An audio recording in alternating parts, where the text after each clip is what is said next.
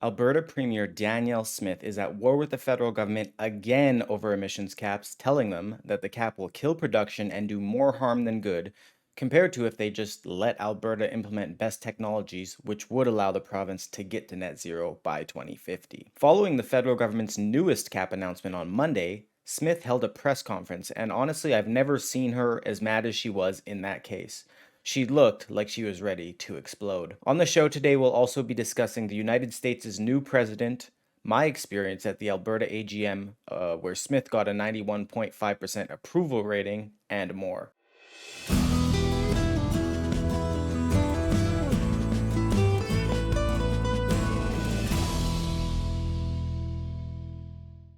Let's hop right into that first story now. So Smith pulled no punches at her Monday press conference where she likened Prime Minister Justin Trudeau and Environment Minister Steven Guilbeault's newly released draft oil and gas cap to a scorched earth economic policy meant to unfairly target one of Canada's most prosperous provinces. I talked about how angry Smith was, but I'll let you take a listen and come to your own conclusion. Here's some of what she said. I'm pissed. I'm absolutely angry. Because we've been working with these guys for 2 years, because we have a plan that would reduce emissions responsibly by 2050. And they continue to act like they're working collaboratively with us, and then they come out with exactly the same policy that they put forward a year ago, with no changes whatsoever, and then they're trying to mislead the public about its intent. And mislead the public about our true record. In 2018, we had 159.3 megatons of emissions from our oil and gas sector. In 2022, the most recent stats available, 158.3 megatons. So he is not even telling the truth. We are seeing an increase in production and a decrease in emissions exactly like we said we would, because we're relying on technology. We're also going to know that we can decrease global emissions by getting more of our cleaner burning oil and natural gas to the world. They know that, we've told them that, the public knows that, and yet they persist in this pathway, which will harm our province and harm the country. And that is not acceptable. Not for a government that is at, 20% in the polls? Not for a government that is on its way out the door. It cannot destroy the most important industry in the country by targeting our province with this kind of unilateral action. We just won't stand for it.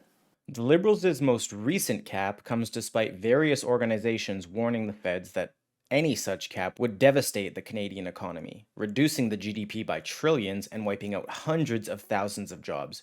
Look, I see another one of these reports come out every single day. An S&P study showed that if implemented, the cap would cut production by 2 million barrels of oil daily. Smith said that half of that, 1 million barrels of oil daily, would result in losing $3 billion to $7 billion a year. This is the entire budget for roads and bridges, income assistance for the severely handicapped, and post-secondary budgets. I mean, they would all be wiped out. Smith added that $28 billion would disappear from Alberta's GDP annually, with Canada taking a $97 billion yearly hit. If that isn't bad enough, Smith said that the cap violates Canada's constitution, which grants provinces exclusive jurisdiction over non-renewable natural resource development. Alberta's premier had the following to say of the Prime Minister. Take a listen. Ultimately, this cap will lead Alberta and our country into economic and societal decline.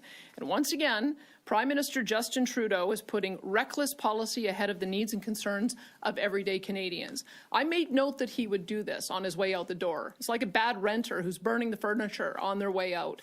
He needs to call an election now to seek a mandate to do this not only to our province but to the country. Once again, Ottawa is putting up roadblocks instead of providing solutions to global energy security. And make no mistake, Alberta and Canada have the ability to provide security to the world. Instead, Justin Trudeau continues to choose to outsource that duty to provide safe, affordable, reliable, and responsibly produced oil and gas to dictators and less clean producers around the world. And tweaks won't work. This cap must be scrapped. Smith went on to say that Guilbeault's policies would cost Canadians $419 a month. However, despite all the mounting evidence against their war on oil and gas, the Liberals are pushing forward. Smith said of Guilbeault, quote, "This is not responsible policy. This is a vendetta. He has a deranged vendetta against Alberta. It's very obvious. We've been watching it for some time." Smith responded to Guilbeault's accusation that she, Conservative leader Pierre Poilievre, and Saskatchewan Premier Scott Moe don't believe in climate change. She said, quote, "That is just absolute nonsense, and he continues to say such things because he's trying to demonize our province, and he's trying to demonize our sector, and he's trying to justify unconstitutional policy, and it's absolutely unacceptable." She said, "We expect our national leaders to engage in nation building as opposed to nation destruction. And that is what they are doing by having a particular type of emissions cap targeted to our particular industry that is going to impact our particular province for no other reason than to be vindictive." Smith said she would immediately task her justice minister to take the feds to court. She will also begin drafting a motion under the Alberta Sovereignty Within a United Canada Act immediately. Alberta's joint statement that was released said, quote, "We will not stand idly by while the federal government sacrifices our prosperity, our constitution, and our quality of life for its extreme agenda." Conservative leader Pierre Poilievre joined in on the fun.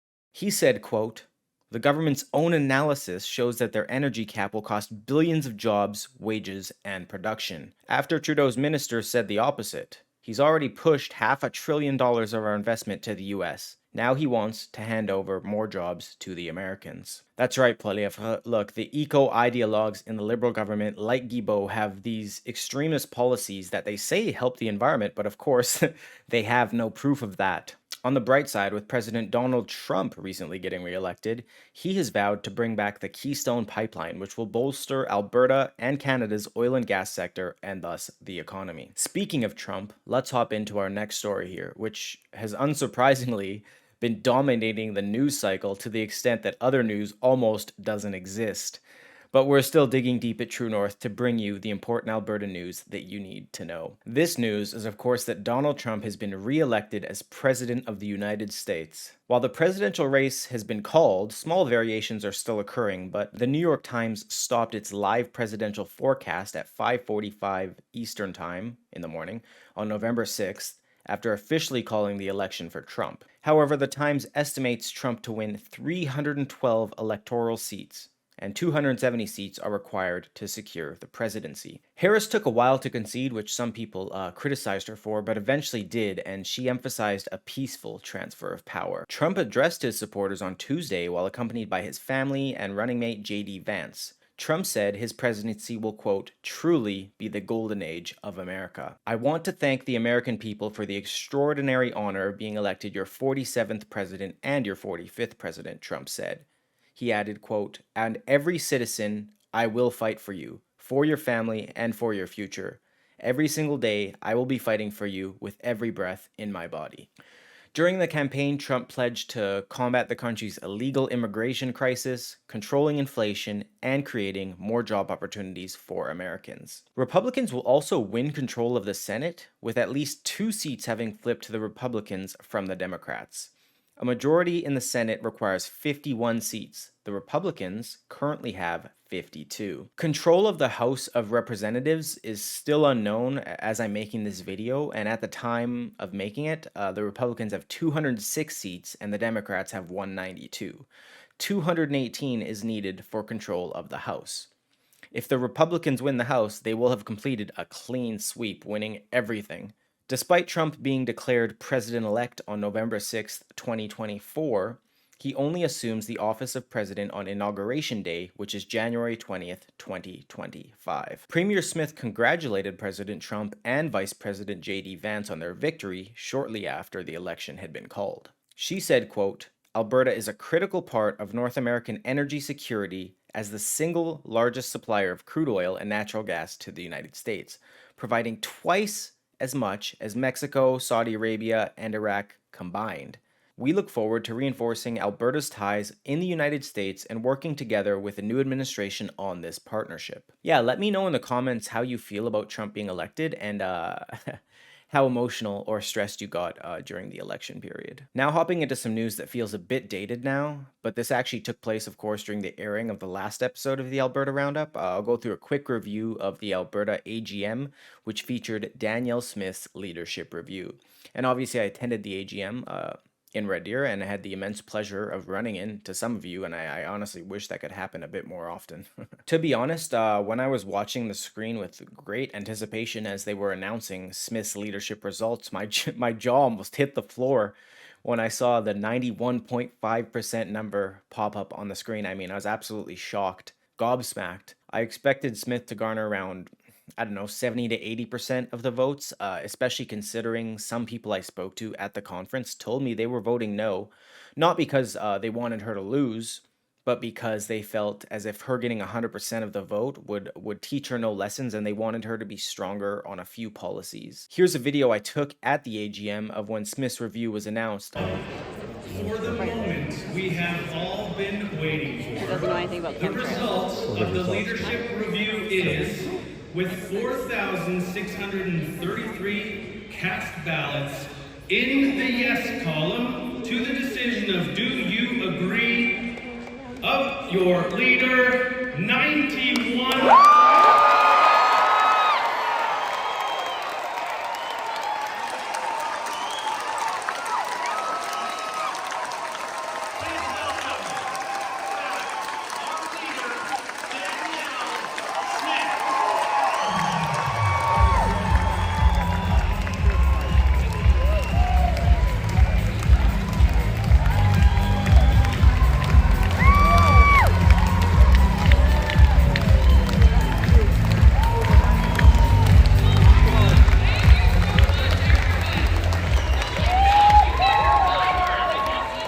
What I'll say quickly about that last point is I'm very curious to see how conservatism might evolve in Canada following the recent results in the United States.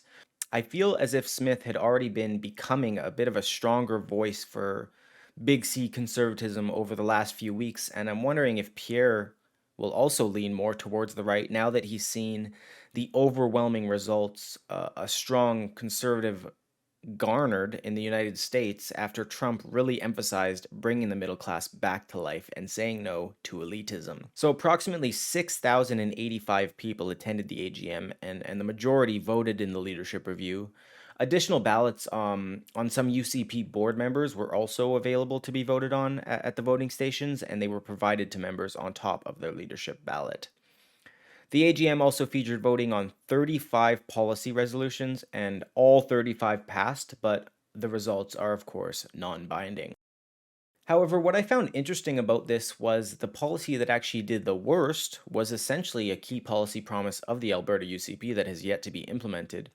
So policy resolution number 30 called to, quote, implement an 8% personal income tax bracket for middle-income Albertans and restore the provincial tax rate of 10% as the highest personal income. So the voting on this policy was actually so close, it required a recount, and honestly, in my opinion, it was a toss-up voting-wise on whether it was a yes or no. They did say yes, that it did pass, but I mean, it could have gone either way, I think, and the people who spoke in opposition seemed to be mainly concerned that the tax cut wasn't equal across the board. Other interesting policies were voted on, notably one that called to abandon net zero targets and remove the designation of CO2 as a pollutant. It passed with nearly 100% support, as many other policies did. However, a few members were brave enough to speak out against it, arguing that too much CO2 could be a detriment to the planet. They actually got booed, much to the moderator's chagrin, and the supporters said the exact opposite, noting that CO2 has been much higher historically, but still permitted life on Earth to function. So now jumping into our last story for the day, this is an exclusive I wrote on how the Edmonton Public School Board is gearing up for a fight with Alberta parents and Premier Danielle Smith's government by opposing a series of parental rights policies. The school board issued a motion on Tuesday that attacked the right of parents to be informed about their children using different pronouns while at school and giving them more control over sex education. The motion featured some background and facts, like Senator Christopher Wells saying that the policies, quote, if passed, they would be some of the most extreme anti-trans and anti-2S LGBTQ policies, not only in Canada, but in the world. This from Trudeau's left-wing partisan senator, as previously quoted by Danielle Smith. But yeah, I mean, come on, Mr. Wells, these policies granting parental rights are comparable to countries that murder people for being gay? I don't think so. The policies provide additional protection for youth in healthcare, education, and sports. One key change is from the current policy where parents can opt their children out of lessons that teach sexual orientation and gender identity curricula. Parents will now have to opt them in. So I was lucky enough to speak with Executive Director of Parents for Choice in Education, John Hilton O'Brien, who criticized the evidence, hit my mic there, who criticized the evidence provided in the EPSB's motion, saying that it relied heavily on surveys, which doesn't speak to cause and effect. For example, they highlighted the negatives, but there was no evidence that proved that doing the opposite would actually be a positive. In fact, in some cases, it could just make the situation worse. He said that the evidence provided had been, quote, destroyed by the Cass review, which Smith previously called, quote, the most comprehensive review of the medical literature and the science behind the impacts of transitioning on children. Additionally, he said that the school board fundamentally misunderstood children's right to privacy. He said they're arguing that a child's right to privacy is against the parents, and that they, as the bureaucrats, could exercise that right. However, in reality, of course, the opposite is true, where the right to privacy is against the state and for the parents to exercise. They're flipping the very idea of human rights completely on its head, said Hilton O'Brien. These guys can't get it together with the $1 billion plus that they have. They couldn't get it together to give a salient response to this legislation. This is sheer incompetence. However, he did admit that the proposed legislation was imperfect. He said, actually, that it was similar to Smith's leadership review, where, of course, about 91.5% was correct. One of his concerns was that the education minister would now have to approve learning and teaching resources or external presenters for topics dealing with gender identity, sexual orientation, or human sexuality. Another was that schools would be forced to develop a gay-straight alliance if a single student asked for one. Hilton O'Brien explained that both of these policies could collide with religious schools and their guidelines for teaching. Interestingly, for Catholic schools, he said that basically the minister can't come above the bishops in regard to teaching policies. I also spoke with the founder of D-Trans Alliance Canada, Kelly Lynn Perry, who told me that she wished these policies existed when she was a vulnerable youth. Socially transitioning a child is not a neutral activity. The majority of youth who socially transition go on to hormones and surgery, said Lynn Perry, of course echoing the statements of Smith, who previously said it's almost 100% transition rate from social to literal transition. Premier Smith's new policies ensure that schools cannot initiate a child into a gender transition process without informing their parents, added Lynn Perry. Youth also cannot get a driver's license without parental consent. There are reasonable constraints placed upon young people. Lynn Perry said that children pay the price for being taught that it is possible to be, quote, born in the wrong body. The policies will encourage a kinder, gentler, more compassionate approach to youth who are different, gender nonconforming, or distressed, she said. No child should be told their way of being a boy or girl is so wrong that only pharmaceuticals and surgeries can fix them. The EPSB, in its motion, claimed that Smith did not share the opt-in change with them before implementation. However, Alberta's Education Minister, Dimitrios Nikolaides, told me that the proposed amendments follow requests from parents who want to be more involved in their child's education. Our team has talked with school boards, teachers, superintendents, parents, and other partners to get their advice and guidance, he said. Should the proposed legislation pass, we will continue to consult with our stakeholders throughout the implementation of these policies to ensure the right supports are available where and when they are needed. Alright, so that wraps up our last story. Now hopping into the comment roundup this week. There were a lot of interesting ones, but a few key themes that emerged in the comments. So the first comment comes from @SaladGirl2062, who said, quote, BC resident here, and I have been following Premier Smith for some time and sincerely wish she was cloned. Canada needs more like her. So I actually decided to highlight this comment because of a question I've been asking people, specifically supporters of the Conservative Party and conservatism in general lately.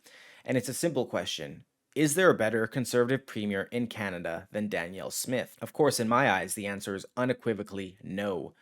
Smith may not be perfect, but she is certainly the best we got. And this is what I was asking people at the AGM. when they told me if they were voting yes or no, I said, look, is there a better premier, a conservative premier in Canada? The answer was resoundingly, obviously, no. The next comment comes from at Saintelsuer8269. You guys don't make it easy with these names. Who said, quote, I am shocked that Canadians have no way of removing the Prime Minister. This needs to change. Trudeau wants to make Canadians his servants.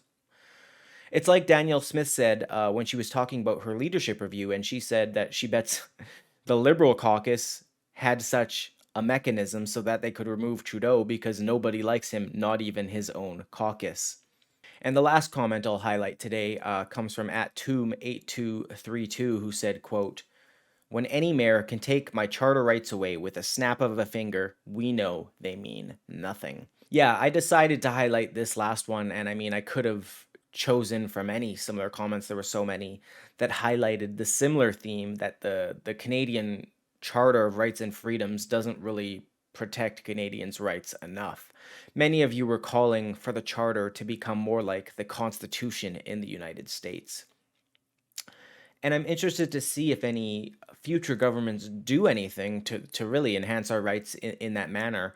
Remember, when the pendulum swings really far one way, eventually it has to swing at least as far back the other way. And we all know how far it swung to the left recently, but at least I feel it's starting to come back, and I'm interested to see how far to the right it goes. So I'd like to thank everyone for watching this episode of the Alberta Roundup. Once again, it was a great pleasure to see you all in person, and I can't wait for the next in-person event where I might see some of you again. Let me know if there's anything interesting coming up that you plan to attend.